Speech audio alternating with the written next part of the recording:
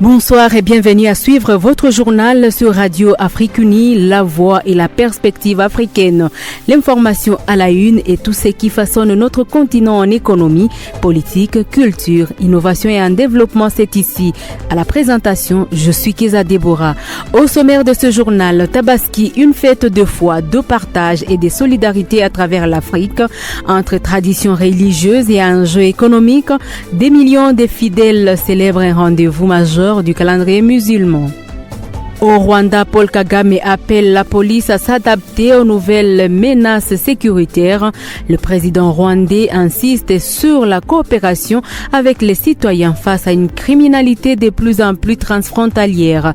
Cette déclaration intervient lors de la cérémonie de clôture des formations de 436 policiers élevés au rang d'officiers subalternes. Alors que la maladie à virus Ebola ravage l'Afrique de l'Est, le Canada renforce ses mesures sanitaires face à la menace de cette épidémie à l'approche de la Coupe du Monde. Et c'est tout pour le sommaire. Bienvenue dans les détails de ce journal à suivre sur notre chaîne YouTube, X, Facebook Aoba Français.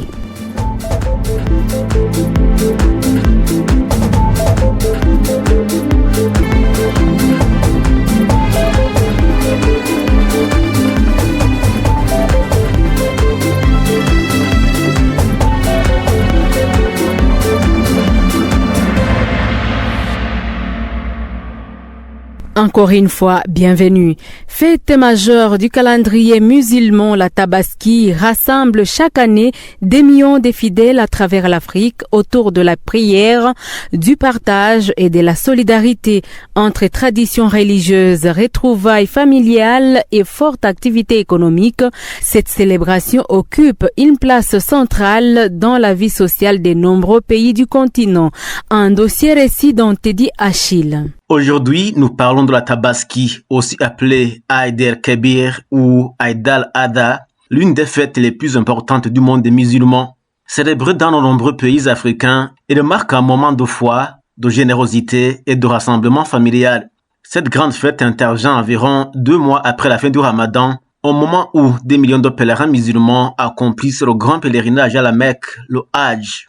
La journée débute généralement par une grande prière collective dans les mosquées et sur les places publiques, dans une ambiance à la fois spirituelle et festive. L'origine de la Tabaski remonte à un récit familial de la tradition musulmane. Selon l'islam, le prophète Ibrahim, appelé Abraham, dans les traditions chrétiennes et juives, était prêt à sacrifier son fils par obéissance à Dieu. Mais au dernier moment, Dieu remplaça l'enfant par un mouton. Depuis, ce sacrifice symbolique est devenu l'acte central de la célébration. Après la prière, les familles qui en ont les moyens procèdent donc au sacrifice d'un mouton, d'une chèvre ou parfois d'un bœuf. Une partie de la viande est consommée lors des repas familiaux, une autre est offerte aux proches, aux voisins et surtout aux personnes démunies. Cela, au-delà du rite religieux, la Tabaski reste avant tout une fête du partage et de la solidarité.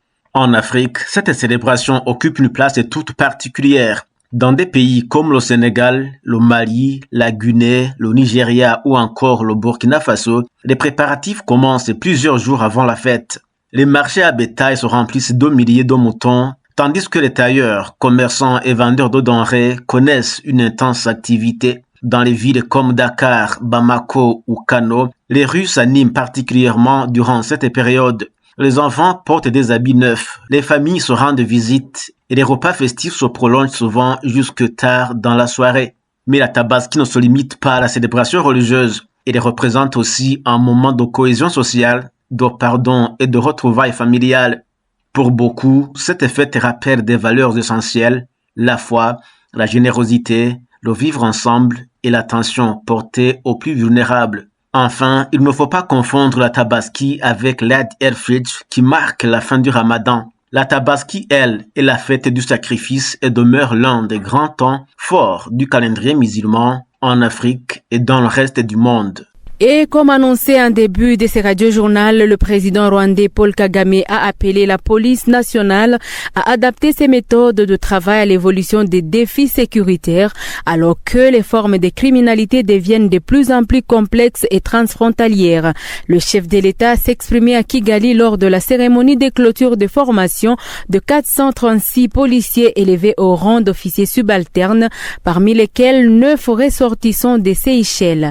Tous ont été promu au grade d'Assistant Inspector of Police. Cette cérémonie marquait également les 25 ans de police nationale du Rwanda, créée en 2000 après la fusion des anciens corps des gendarmeries, des polices communales et des services d'enquête judiciaire. Les détails avec notre correspondante à Kigali, Benigne Mugisha. Dans son discours, Paul Kagame a salué les progrès réalisés par la police rwandaise depuis sa création en 2000, après la fusion des anciens corps de gendarmerie, de police communale et de services d'enquête judiciaire. Selon lui, les résultats obtenus reposent avant tout sur la coopération entre les institutions sécuritaires et la population rwandaise. Cette bonne culture de travail collectif et cette force qui nous caractérise doivent être préservées et continuellement renforcées, a déclaré le président rwandais. Devant plusieurs responsables de police étrangères invités à cette cérémonie, Paul Kagame a insisté sur la nécessité d'une collaboration régionale et internationale face aux nouvelles formes de criminalité. La situation sécuritaire continue d'évoluer et les crimes deviennent de plus en plus complexes. Les méthodes de poursuite changent et dépassent les frontières nationales, a-t-il affirmé. Le président rwandais a également mis en avant le modèle sécuritaire du Rwanda, basé selon lui sur l'anticipation des crimes, la rapidité d'intervention et une vision à long terme. Il a estimé que la modernisation des équipements, le professionnalisme et la formation continue des policiers restent essentiels pour répondre aux défis actuels.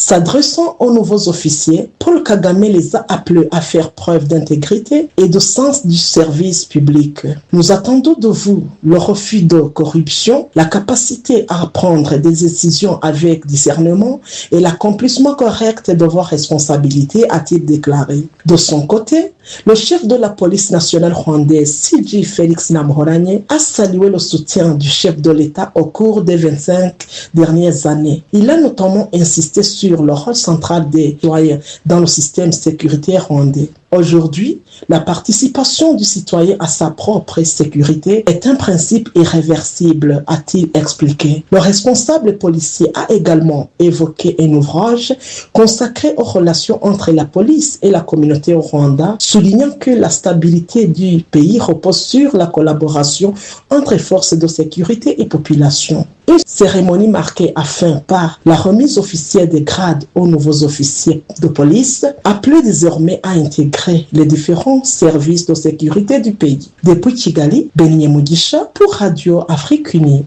Près de 300 ressortissants ghanéens ont quitté l'Afrique du Sud mercredi dans le cadre d'un rapatriement volontaire après une montée des manifestations contre les étrangers et de l'insécurité dans le pays.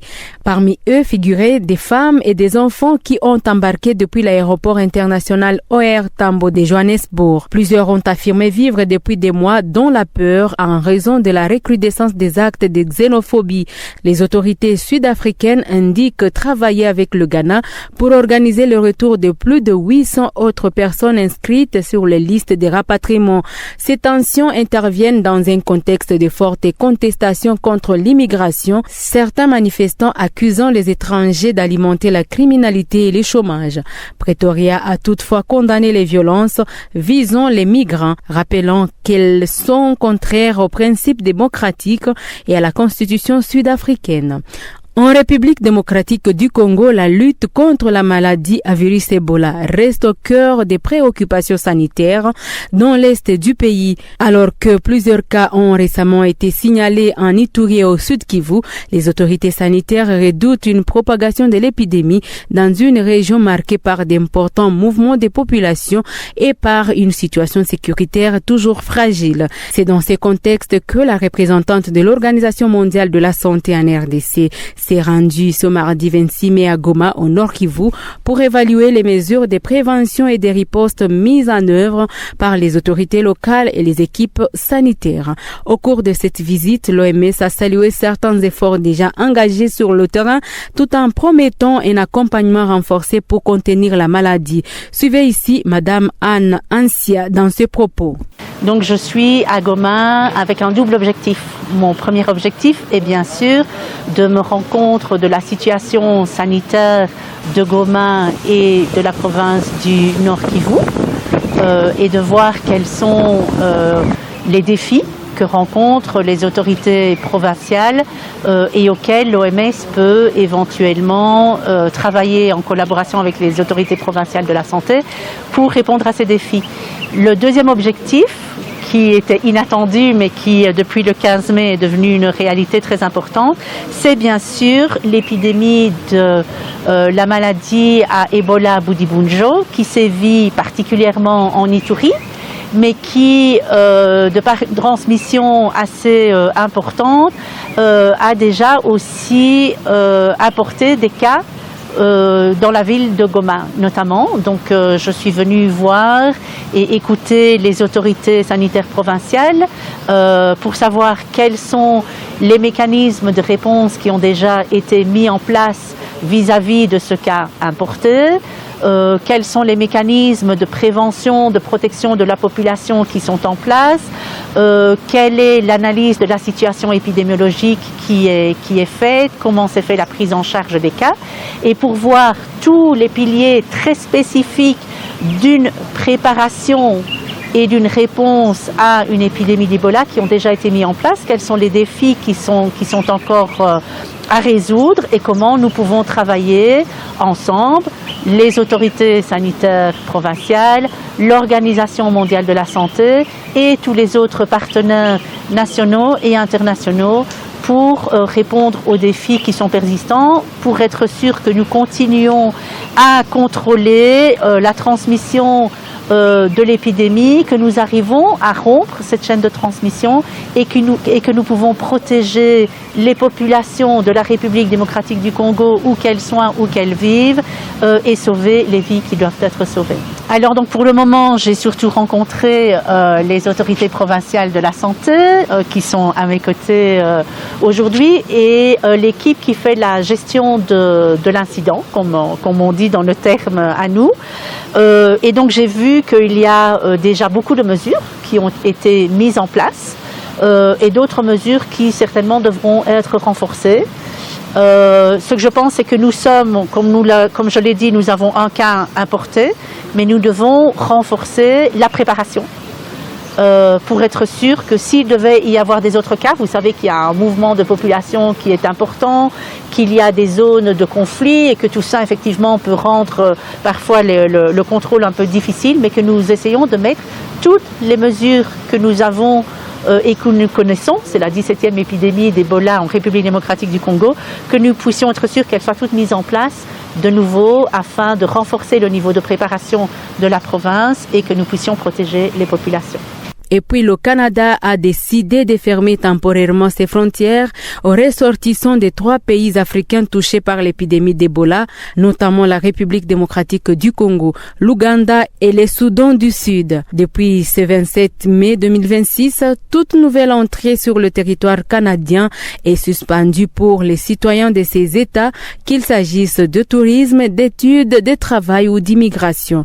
Reportage signé Fanny Chamamba. Cette mesure exceptionnelle, annoncée par Ottawa comme une réponse préventive à la résurgence du virus Ebola dans la région des Grands Lacs, doit durer au moins 90 jours. Les autorités canadiennes précisent toutefois que le visa déjà délivré ne seront pas annulés. Les documents ne seront pas révoqués, a déclaré la ministre fédérale de l'immigration, Léna Diap, en insistant sur le caractère temporaire de cette suspension. Le gouvernement canadien affirme vouloir éviter tout risque d'importation du virus à l'approche des grands événements internationaux notamment la Coupe du Monde de la FIFA qui doit attirer dans les prochaines semaines des centaines de milliers de visiteurs au Canada. Ottawa assure cependant qu'aucun cas d'Ebola n'a jamais été détecté sur son territoire et que le risque demeure faible selon les autorités sanitaires. En parallèle, le contrôle sanitaire va être renforcé dans les aéroports et au point d'entrée du pays. De ce week-end, toute personne revenant de la République démocratique du Congo, de l'Ouganda ou du Soudan du Sud devra subir un examen médical obligatoire à son arrivée. Le voyageur présentant des symptômes suspects seront immédiatement pris en charge et hospitalisés. Les autres devront observer une quarantaine de 21 jours sous surveillance des autorités sanitaires. Le gouvernement canadien se veut rassurant envers les ressortissants africains déjà présents sur son territoire. Ottawa précise qu'aucune expulsion immédiate n'est à envisager pour les étudiants, travailleurs ou résidents originaires du pays concerné. Mais cette annonce suscite déjà des inquiétudes au sein des diasporas africaines au Canada qui redoutent des conséquences sur les familles séparées, les échanges universitaires et les activités économiques entre le Canada et l'Afrique centrale. Cette décision relance également le débat sur l'équilibre entre impératifs de santé publique et risque de stigmatisation des populations africaines lors des crises sanitaires internationales. Plusieurs organisations de défense des droits humains appellent déjà le Canada à veiller à ce que ces restrictions restent strictement temporaires et proportionnées à l'évolution réelle de l'épidémie. Ottawa indique enfin que la situation sera réévaluée régulièrement en collaboration avec les autorités sanitaires internationales. Les mesures pourraient être levées avant la date du 29 août si l'épidémie est maîtrisée, mais le gouvernement n'exclut pas non plus une prolongation en cas d'aggravation de la situation sanitaire en Afrique de l'Est et centrale. Et le programme international Femmes Adapt Climate, initié par l'ONG Migration Climat International France, en partenariat avec les ONG FIF et WOCA, Women and Climate Action, poursuit actuellement sa tournée panafricaine 2026 au Cameroun. Les femmes représentent près de 80% de la main-d'œuvre agricole sur le continent africain, mais ne contrôlent qu'une faible partie des terres et des ressources productives. Leur capacité d'adaptation aux effets du changement climatique demeure limitée par un cercle persistant d'inégalités, accès restreint au financement, précarité économique, surcharge des tâches domestiques et faible représentation dans les sphères de décision. La rencontre de Yaoundé ambitionne de mettre en lumière les solutions concrètes portées par les femmes africaines face aux défis de l'adaptation climatique, des migrations environnementales et du développement durable. Elle vise également à favoriser l'accès au financement vert et à promouvoir des politiques sociales inclusives capables d'alléger la charge domestique des femmes. Toujours au Cameroun, face à la désinformation et aux rumeurs qui fragilisent la réponse aux crises sanitaires, médias et organisations de la société civile unissent leurs forces. L'objectif est de promouvoir une information décente et fiable, éthique et accessible, capable de sensibiliser les populations, de combattre les préjugés et surtout de sauver des vies. Le point avec Elisabeth Hassen, notre correspondante à Yaoundé. Entre rumeurs, désinformation et traitements parfois sensationnalistes des questions de santé, les populations peinent souvent à distinguer les faits des approximations. Pourtant, sur le terrain, les organisations de la société civile jouent un rôle essentiel. Grâce à leur proximité avec les communautés, elles collectent des données fiables, accompagnent les patients et développent une expertise précieuse sur les enjeux de la santé publique et des droits humains. Mais malgré cette expérience, leurs informations atteignent encore difficilement le grand public. De leur côté, les journalistes disposent d'un puissant levier, mais faute de collaboration structurée avec des acteurs communautaires, certains sujets restent traités de manière partielle, voire stigmatisante. C'est dans ce contexte qu'une rencontre d'échange entre journalistes et organisations communautaires s'est tenue ce 26 mai à Yaoundé afin de renforcer la collaboration autour du traitement des questions de santé. Jodel Caillot, chargé de communication à l'ONG Positive Generation. le travail du journaliste est axé sur le bien-être des personnes et les OSC aussi travaillent pour l'épanouissement des populations. Donc, c'est de se mettre d'accord qu'on a un même objectif et de se dire qu'après cet objectif, comment on peut donc travailler ensemble pour que nous ayons des résultats proches des attentes des uns et des autres. Aussi parce qu'on est conscient que dans les combats que nous menons, on a besoin d'alliés. Et le reconnaître humblement, c'est faire preuve aussi d'un grand esprit de partenariat. C'est que reconnaître que si on veut les allier, souvent c'est très difficile du point de vue institutionnel. Donc mieux on se dirige vers des personnes qui sont plus à même à rejoindre les combats et c'est tout l'intérêt de ce club qui voit le jour aujourd'hui.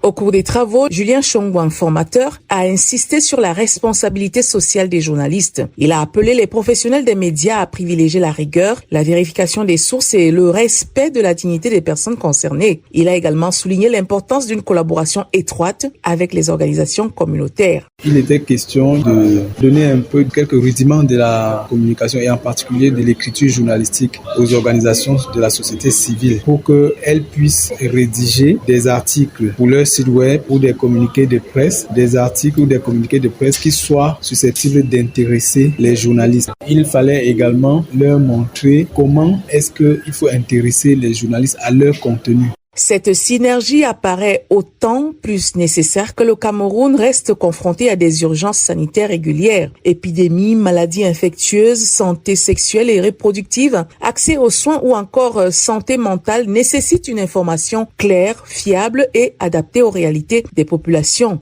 Pour Guy Martial Tchinda, journaliste ayant pris part à cette rencontre, cette collaboration représente une opportunité d'améliorer la qualité des productions médiatiques liées à la santé. Je pense que c'est une très bonne initiative qui est mutuellement enrichissante parce que d'un côté, elle permet aux journalistes, aux hommes des médias que nous sommes d'accompagner les OSC dans leurs actions de plaidoyer et de l'autre côté, elle permet en même temps aux journalistes d'avoir un accès plus facile à certaines sources qui d'ordinaire peuvent être difficiles d'accès. Donc, je fonde beaucoup d'espoir sur ce club et je souhaite qu'il vive et qu'il nous permettent de porter plus haut ces plaidoyers. En rapprochant journalistes et acteurs communautaires, cette initiative ouvre la voie à une communication sanitaire plus humaine, plus rigoureuse et davantage centrée sur les besoins des populations. Elisabeth Hassen à Yaoundé pour Aoba. Au Kenya, au moins 16 élèves ont été confirmés mortes après un violent incendie qui a ravagé les dortoirs d'un lycée pour filles dans la nuit de mercredi à jeudi à Gilgil, dans le comté de Nakuru, à l'ouest du Kenya. Le drame s'est produit à Lutumishi Girls Academy, un établissement secondaire réservé aux jeunes filles. Selon la police kenyane, le feu s'est déclaré vers 1h du matin. Heure locale, dans un bâtiment d'internat baptisé Méline Mwetera Block. Les dortoirs hébergeaient près de 220 élèves, notamment des adolescentes des classes supérieures du secondaire. Des précisions avec Espoir Malamira. Selon le dernier bilan officiel, 79 élèves blessés ont été transférés vers différents hôpitaux de la région de Nakuru. La majorité d'entre elles souffraient d'intoxication due à la fumée, des brûlures ou encore des traumatismes liés à la bousculade provoquée par la panique. 71 jeunes filles ont déjà pu quitter les structures sanitaires après avoir reçu des soins. 7 autres restent hospitalisés sous surveillance médicale, tandis qu'une élève a été confiée à sa famille pour une prise en charge à domicile. Autour de l'établissement, les familles des élèves ont passé une nuit d'angoisse, attendant de nouvelles de leurs enfants, dans une atmosphère de confusion et de fortes émotions. Des cellules psychologiques ont été mises en place pour accompagner les survivantes et les proches des victimes. Les circonstances exactes de l'incendie demeurent encore inconnues. Les autorités kenyanes ont ouvert une enquête afin d'établir l'origine du sinistre. Les premiers éléments de la police indiquent que la direction de l'école a alerté les services de secours vers 4h30 du matin, permettant une intervention rapide de pompiers et des équipes médicales. La Croix-Rouge kenyane affirme de son côté avoir reçu l'alerte environ 1 heure plus tôt, vers 3h30 du matin. L'organisation humanitaire a immédiatement mobilisé des équipes d'urgence, des ambulances et des spécialistes en soutien psychosocial afin de porter assistance aux victimes. Cette tragédie remet une nouvelle fois en lumière les inquiétudes persistantes autour de la sécurité dans les internats scolaires au Kenya. Ces dernières années, plusieurs établissements du pays ont été touchés par des incendies meurtriers, souvent attribués à des installations électriques défectueuses, à des bâtiments surpeuplés ou à l'insuffisance de mesures de prévention contre les incendies. Dans le pays, de nombreuses voix s'élèvent désormais pour réclamer un audit national des infrastructures scolaires, notamment dans le pensionnat accueillant des centaines d'élèves. Des organisations de défense des droits des enfants appellent également le gouvernement à renforcer les normes de sécurité et à améliorer les capacités d'intervention d'urgence dans les écoles. Alors que le Kenya est encore sous les chocs, les autorités promettent que toute la lumière sera faite sur les circonstances de cette catastrophe qui endeuille.